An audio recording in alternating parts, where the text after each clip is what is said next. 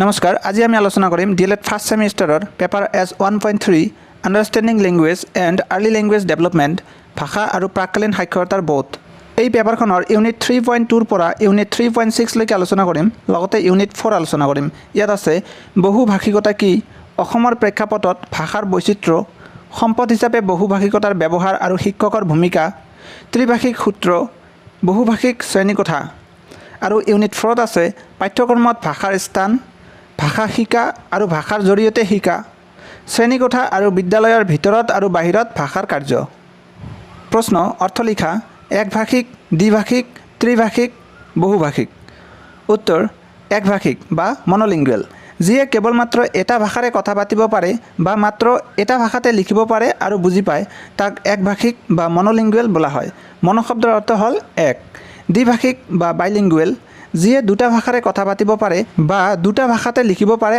আৰু বুজি পায় তাক দ্বিভাষিক বা বাইলিংগুৱেল বোলে বাই শব্দৰ অৰ্থ হ'ল দুই ত্ৰিভাষিক বা ট্ৰাইলিংগুৱেল যিয়ে তিনিটা ভাষাৰে কথা পাতিব পাৰে আৰু তিনিটা ভাষাতে লিখিব পাৰে আৰু বুজি পায় তাক ত্ৰিভাষিক বা ট্ৰাইলিংগুৱেল বোলা হয় বহুভাষিক মাল্টিলিংগুৱেল বা পলিগ্লট যিয়ে তিনিটাতকৈ অধিক ভাষাৰে কথা পাতিব পাৰে বা তিনিটা ভাষাতে লিখিব পাৰে আৰু বুজি পায় তাক বহুভাষিক বা মাল্টিলিংগুৱেল বা পলিগ্লট বোলা হয় প্ৰশ্ন বহুভাষিকতা বা মাল্টিলিংগুৱেলিজম বুলিলে কি বুজা বহুভাষিকতাৰ সুবিধাবোৰ লিখা উত্তৰ যেতিয়া কোনো ব্যক্তিয়ে বহুকেইটা ভাষা ব্যৱহাৰ কৰে তেতিয়া ইয়াক বহুভাষিকতা বা মাল্টিলিংগুৱেলিজম বোলা হয় বহুতকেইটা ভাষা জনাৰ ফলত ব্যক্তিজনে বিভিন্ন দিশত লাভান্বিত হয় বহুভাষিকতাৰ সুবিধাবোৰ হ'ল নম্বৰ 1 কৰ্মসংস্থাপনৰ সুবিধা বৃদ্ধি হয় নম্বৰ 2 ভ্ৰমণ কাৰ্য অতি সহজ হৈ পৰে নম্বৰ 3 নতুন নতুন ভাষা শিকাৰ ক্ষেত্ৰত সুবিধা হয় নম্বৰ 4 ব্যক্তিগত জ্ঞান বৃদ্ধি হয় ইত্যাদি প্ৰশ্ন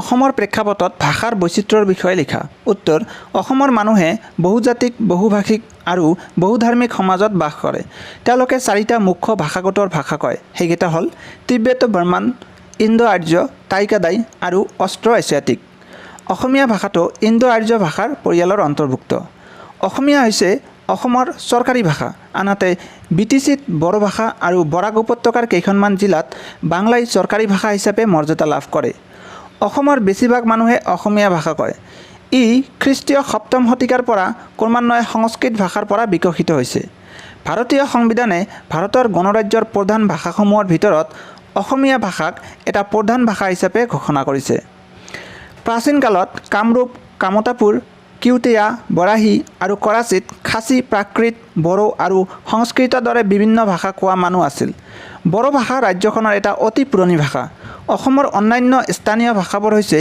ৰাজবংশী ভাষা ডিমাচা মিচিং কাৰ্বি ৰাভা তিৱা ইত্যাদি এই বিভিন্ন জাতি জনগোষ্ঠীয়ে মিলি অসমৰ প্ৰেক্ষাপটত ভাষাৰ বৈচিত্ৰ্যৰ সৃষ্টি কৰিছে প্ৰশ্ন বহুভাষিক শ্ৰেণীকোঠা বুলিলে কি বুজা বহুভাষিক শ্ৰেণীকোঠাত শিক্ষকৰ ভূমিকা কেনে হোৱা উচিত বুজাই লিখা উত্তৰ যি শ্ৰেণীকোঠাত সকলো শিকাৰুৰ মাতৃভাষা বা আঞ্চলিক ভাষা বেলেগ বেলেগ হয় সেই শ্ৰেণীকোঠাটোক বহুভাষিক শ্ৰেণীকোঠা বা মাল্টিলিংগুৱেল ক্লাছৰুম বুলি কোৱা হয় বহুভাষিক শ্ৰেণীকোঠাত শিক্ষকৰ ভূমিকা অতি দৰকাৰী যিহেতু বহুভাষিক শ্ৰেণীকোঠাত শিকাৰুসকলৰ মাতৃভাষা বা আঞ্চলিক ভাষা বেলেগ বেলেগ হয় সেয়েহে এনে শ্ৰেণীকোঠাত ছাত্ৰ ছাত্ৰীৰ সমস্যাবোৰ এটা আনটোৰ পৰা পৃথক হয় উচ্চাৰণৰ শুদ্ধতা আৰু লিখনৰ ক্ষেত্ৰত দেখা দিয়া সমস্যাৰ প্ৰতি লক্ষ্য ৰাখি শিক্ষকে ব্যক্তিগতভাৱে ছাত্ৰ ছাত্ৰীক নিজৰ সংস্পৰ্শলৈ আনি সেইবোৰৰ সমাধানৰ ব্যৱস্থা কৰিব পাৰে বহুভাষিক শ্ৰেণীকোঠাত শিক্ষকৰ ভূমিকা নম্বৰ 1 শ্ৰেণীকোঠাৰ বেৰত বিভিন্ন লাগতিয়াল বস্তুৰ নামৰ তালিকা আঁৰি দি শিক্ষাৰ্থীৰ মনত প্ৰেৰণা দিয়াৰ ক্ষেত্ৰত সহায় কৰিব পাৰে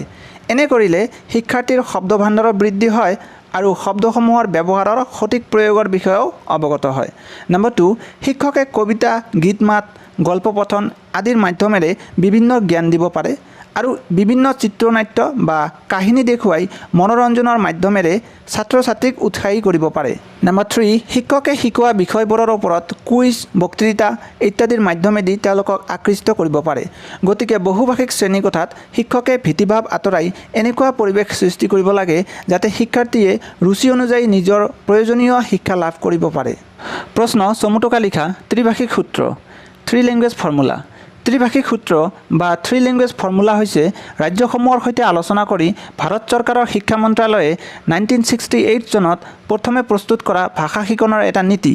ত্ৰিভাষিক সূত্ৰ মতে শিক্ষাৰ্থীসকলে বিদ্যালয়ত প্ৰথম, দ্বিতীয় আৰু তৃতীয় এই তিনিওটা ভাষাই শিকিব পাৰে।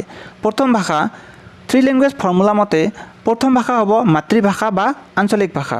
দ্বিতীয় ভাষা থ্ৰী লেংগুৱেজ ফৰ্মুলা মতে হিন্দীভাষী ৰাজ্যসমূহত দ্বিতীয় ভাষা হ'ব অন্য আধুনিক ভাৰতীয় ভাষা আদাৰ মডাৰ্ণ ইণ্ডিয়ান লেংগুৱেজ বা ইংৰাজী ভাষা। আনহাতে অহিন্দীভাষী ৰাজ্যসমূহত দ্বিতীয় ভাষা হ'ব হিন্দী বা ইংৰাজী ভাষা। তৃতীয় ভাষা থ্ৰী লেংগুৱেজ ফৰ্মুলা মতে হিন্দীভাষী আৰু অহিন্দীভাষী ৰাজ্যৰ তৃতীয় ভাষা হ'ব ইংৰাজী বা আধুনিক ভাৰতীয় ভাষা মডাৰ্ণ ইণ্ডিয়ান লেংগুৱেজ, যাক আমি MAL বুলি জানো। এতিয়া আমি আলোচনা কৰিম ইউনিট 4। প্ৰশ্ন, পাঠ্যক্ৰম বা কাৰিকুলাম মানে কি? উত্তৰ, পাঠ্যক্ৰম বা কাৰিকুলাম হ'ল মানুহৰ জীৱনৰ বিভিন্ন গুৰুত্বপূৰ্ণ দিশ আৰু সমস্যাৰ লগত জড়িত কিছুমান নিৰ্দিষ্ট বিষয়বস্তুৰ সমষ্টি, যিবোৰক বিদ্যালয় বা মহাবিদ্যালয়ে শিক্ষাৰ লক্ষ্যত উপনীত হ'বলৈ ব্যৱহাৰ কৰে বা অনুকৰণ কৰে। পাঠ্যক্ৰম বা কাৰিকুলাম হৈছে কিছুমান নিৰ্দিষ্ট চিলেবাছৰ সমষ্টি, যেনে D.El.Edৰ 2 বছৰীয়া পাঠ্যক্ৰম বা D.El.Edৰ 2 বছৰীয়া কাৰিকুলামত প্ৰথম, দ্বিতীয়, তৃতীয় আৰু চতুৰ্থ ষাণ্মাসিকৰ চিলেবাছ অন্তৰ্ভুক্ত হৈ থাকে। প্ৰশ্ন, কাৰিকুলাম শব্দটো কোনটো ভাষাৰ পৰা উৎপত্তি হৈছে? উত্তৰ, কাৰিকুলাম শব্দটো লেটিন ভাষাৰ পৰা উৎপত্তি হৈছে। লেটিন ভাষা কিউৰেৰ শব্দটোৰ পৰা কাৰিকুলাম শব্দটোৰ উৎপত্তি হৈছে। লেটিন শব্দ কিউৰেৰ অৰ্থ হ'ল পৰিচালনা কৰিবলৈ বা চলাবলৈ, টু ৰান। প্ৰশ্ন, পাঠ্যক্ৰম বা কাৰিকুলামৰ প্ৰয়োজনীয়তাৰ বিষয়ে চমুকৈ লিখা। উত্তৰ, পাঠ্যক্ৰম বা কাৰিকুলামৰ সহায়ত শিশুৰ বৌদ্ধিক, আৱেগিক, মানসিক, শাৰীৰিক আৰু নৈতিক বিকাশ সাধন হয়। পাঠ্যক্ৰম অবিহনে শিক্ষা ব্যৱস্থাত কোনো পৰিকল্পিত কাৰ্যাৱলী নাথাকিব, ফলত ছাত্ৰ ছাত্ৰী আৰু শিক্ষক উভয়ৰে বাবে ই এক জটিল সমস্যাৰ সৃষ্টি হ'ব। এটা ভাল পাঠ্যক্ৰমে শিক্ষক আৰু শিক্ষাৰ্থীৰ মাজত সুসম্পৰ্ক গঢ়ি তোলে। গতিকে শিশুৰ সকলো ধৰণৰ বিকাশৰ গতি, উন্নয়নৰ দিশ আগবঢ়াই নিয়াৰ ক্ষেত্ৰত পাঠ্যক্ৰমৰ প্ৰয়োজনীয়তা অধিক। প্ৰশ্ন, কাৰিকুলামত ভাষাৰ প্ৰয়োজনীয়তাৰ বিষয়ে লিখা। পাঠ্যক্ৰম বা কাৰিকুলামৰ বিষয়বস্তু বুজাবৰ বাবে ভাষাৰ ব্যৱহাৰ গুৰুত্বপূৰ্ণ। ভাষাই হৈছে শিক্ষক আৰু শিক্ষাৰ্থীৰ মাজত ধাৰণা বিনিময়ৰ মুখ্য মাধ্যম। যেতিয়া শিক্ষক আৰু শিক্ষাৰ্থীসকলৰ মাজত এক নিখুঁত সম্পৰ্ক থাকে, তেতিয়া শিক্ষা গ্ৰহণ প্ৰক্ৰিয়াটো সোনকালেই কাৰ্যকৰী হয়। শিক্ষকসকলে শিক্ষাৰ্থীসকলৰ মাজত এনেদৰে কথা পাতিব লাগে যি অন্বেষণমূলক আৰু চিন্তাপ্ৰৱণ হ'ব পাৰে। প্ৰশ্ন, কথিত ভাষা আৰু লিখিত ভাষাৰ মাজত পাৰ্থক্য লিখা। উত্তৰ, কথিত ভাষা স্প'কেন লেংগুৱেজ, লিখিত ভাষা ৰিটেন লেংগুৱেজ। নম্বৰ 1, কথিত ভাষা দৃশ্যমান নহয়, ইয়াক কাণেৰে শুনিব পাৰি। আনহাতে লিখিত ভাষা দৃশ্যমান, লিখিত ভাষাৰ আখৰবোৰ চকুৰে চাব পাৰি। নম্বৰ 2, কথিত ভাষা পৰিৱৰ্তনশীল, ই যুগে যুগে ৰূপ সলায়। আনহাতে লিখিত ভাষা স্থায়ী বা অপৰিৱৰ্তনশীল।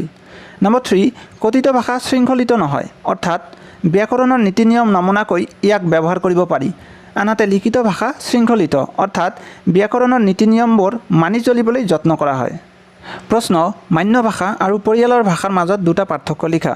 উত্তৰ, মান্য ভাষা ষ্টেণ্ডাৰ্ড লেংগুৱেজ, পৰিয়ালৰ ভাষা ফেমিলি লেংগুৱেজ। নম্বৰ 1, কোনো এটা অঞ্চলৰ উপভাষা এটাই যদি সামাজিক, সাংস্কৃতিক, ৰাজনৈতিক অথবা অৰ্থনৈতিক কাৰণত গুৰুত্ব অৰ্জন কৰি বিশিষ্টতা লাভ কৰে, তেতিয়া সেই উপভাষাটোক মান্য ভাষা বা ষ্টেণ্ডাৰ্ড লেংগুৱেজ বুলি কোৱা হয়। আনহাতে পৰিয়ালৰ সদস্যসকলৰ মাজত ভাৱ বিনিময় বা যোগাযোগৰ বাবে ব্যৱহাৰ কৰা ভাষাক পৰিয়ালৰ ভাষা বা ফেমিলি লেংগুৱেজ বোলা হয়।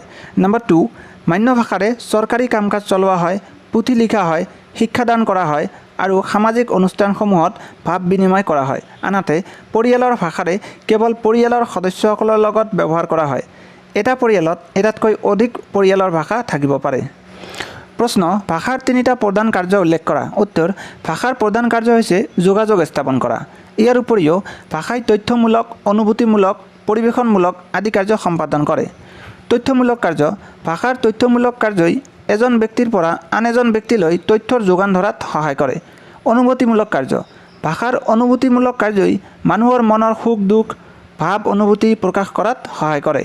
পৰিৱেশনমূলক কাৰ্য, ভাষাৰ পৰিৱেশনমূলক কাৰ্যৰ দ্বাৰা সভ্যতা আৰু সংস্কৃতি প্ৰকাশৰ লগতে পৰস্পৰৰ ওচৰত ভদ্ৰতা, নম্ৰতা ইত্যাদি প্ৰকাশ কৰে।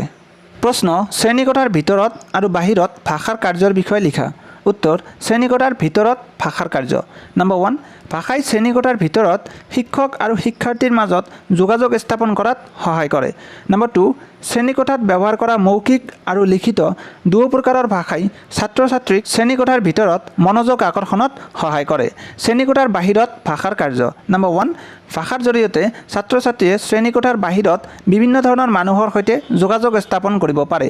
নম্বৰ 2, শ্ৰেণীকোঠাৰ ভিতৰত শিকা good morning sir, thank you sir ইত্যাদি ভাষাসমূহ শ্ৰেণীকোঠাৰ বাহিৰত প্ৰয়োগ কৰিবলৈ সুযোগ লাভ কৰে। এই পিডিএফটোৰ লিংক ভিডিঅ'টোৰ ডেছক্ৰিপশ্যনত দিয়া আছে, লাগিলে তাৰ পৰা ডাউনলোড কৰি ল'ব পাৰিব। Thank U.